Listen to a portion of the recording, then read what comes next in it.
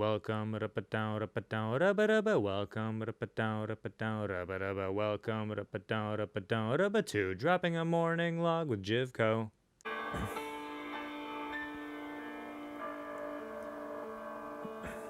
Oh man. So this morning, that was some FKJ that I've been listening to this morning. I must say, dude, that guy is pretty damn good with all the instruments he involves himself with. There's a reason he calls himself a multi-instrumentalist. He's a pretty phenomenal artist as far as I'm listening, to his music. And it sounds like a lot of his stuff is just like extremely off the cuff, which is something that I'm, entirely full-heartedly believe that is what music should mostly consist of. I'm well aware that there's plenty of artists that go through a very tedious process of crafting a very well thought out composition, but in my opinion, I think the truest form of music is being in the moment and not only letting the listener be in the moment, but also the player as well. The person who is basically speaking with emotion through their instrument. And that is what music is. It's a language. It's always been described as a language, and it certainly is. It's a language that needs no translation. It is up for interpretation at all times by the ear of the beholder. And I think it's just very interesting. But the entire music industry, from what I've seen so far, is all about, the final composition. And I always thought, going through music myself, I ended up starting playing guitar at around third grade and involving myself in the music community. And then growing up from there, I ended up playing trumpet in fifth grade band, and then proceeding through high school with all sorts of musical gains. And honestly, I think it really develops you in a completely different way as you grow up. You go through a completely different developmental process to an extent if you play an instrument as a kid. And I think it's extremely beneficial, and it's like cognitively and stimulating. And I think there's plenty of studies that show how incredibly beneficial it is. And it almost like makes you think of things in a completely different manner and understand math and all the other components that fit together life into place. You understand a little bit more of the nuance behind everything, in my opinion. And it's an incredible thing to kind of do as well. But anyway, I'm getting sidetracked as usual. So I ended up playing through all the high school. In middle school, they had a jazz band, and of course I had to play in it because my older brother also played an instrument, and he was, of course, a big influence on me playing an instrument. The moment he picked up his saxophone, way back in third grade as well, I was always, right there with him, like listening to, we lived in a small apartment, so everything he did would be, audible to not only our apartment, but, all our neighbors as well. So I'm sure to an extent we have to give a big thank you to our neighbors that had to deal with all that stuff back in the day. But, looking back now, that must have been very hard to listen to us throughout the entire learning process of an instrument. But it was a good time, and I'm so happy that my parents always pushed me to practice and all that. They were always very supportive of me progressing, within private lessons and all this stuff. So it was a big thing in my developmental childhood, and it was a thing that I've always cherished and loved. Even before I played an instrument, I was, would sing or scat, as they call it, over, songs that I hear and stuff like that. Like I would sing like melody lines that weren't there. And I always had a knack of finding, notes, adding notes to songs that could potentially have been there if the artist only caught that idea in their idea catcher, way back then.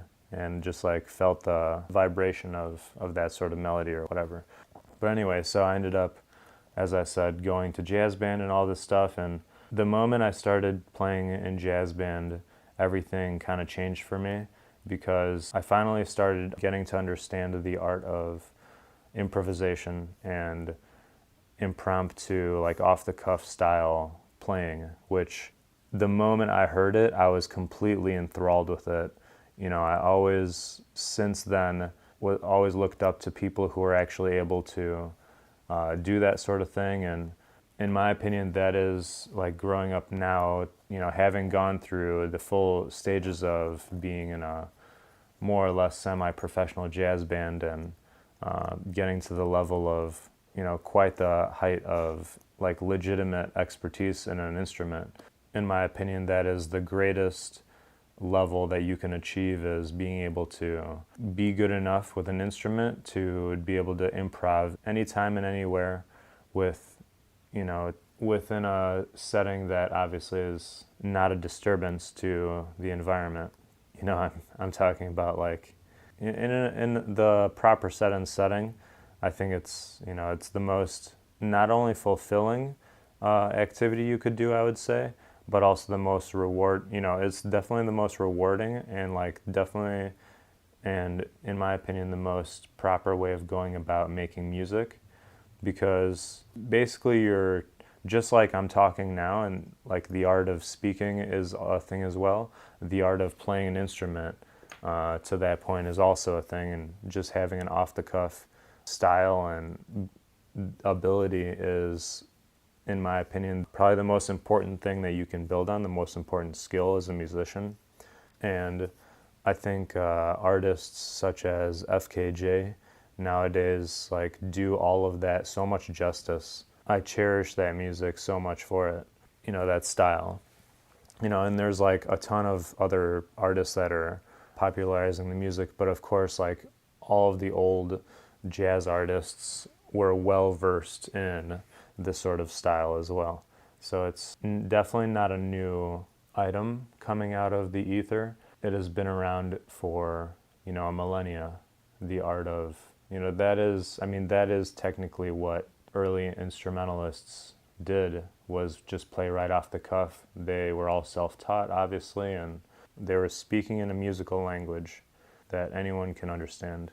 And I always thought music was fascinating because, it brings an emotion to everyone and an enjoyment that you can't compare to anything else. Like potentially you can compare visual or other art forms to it, but I think, in my opinion, it's one of the most transformative things you could involve yourself with, not only for yourself, but with anyone who's listening to the craft, the art that it is that you're creating with an instrument. So that being said, shout out to all the musicians of the world, because that is quite a large number of people. Whether or not you've, minorly involved yourself with it, or are not even musically, able, but you just have a serious and deep appreciation for the craft. Keep everything going, because nowadays, everything is more or less free. The moment that songs are out there, everyone basically owns them. The public domain owns the songs to an extent. And I mean that not in terms of rights to use type of own, but in terms of having the ability to, listen to it on and offline at any point in time. The moment it's out existing nowadays, there are always means to be able to record or, save it for yourself for another time. And that's what I mean by you own the music. So even if there's like, some song that is on a recorded state, put on a sort of platform that people can have access to it, anyone who has that access at that point is able to own that piece forever. But of course, I always condone helping out the artists themselves and buying their products, whether that's like digital copies of products or physical vinyl or something like that. And that is, of course, like making a resurgence now, vinyl as a medium. And I think that's amazing. It's phenomenal. So In any case, I just wanted to kind of hop on here. I got inspired a little bit with listening to some FKJ, and I, of course, am a giant fan of him, as that's all he pretty much does is some multi-instrumental improv, and he's done it for so long and so often that he's become, quite the mastermind himself at these instruments. So I give him, much love and props to him for all his work and popularizing the mixture of different genres and instruments. And, he's coming up right now as quite a large artist, for a good reason. So I applaud him quite a bit, and any other artists that he kind of draws inspiration from, because when you're an artist of any sort, you always are drawing inspiration from the world around you, whether you know it or not, and whether you mindfully do it or not. It's always going to be a given.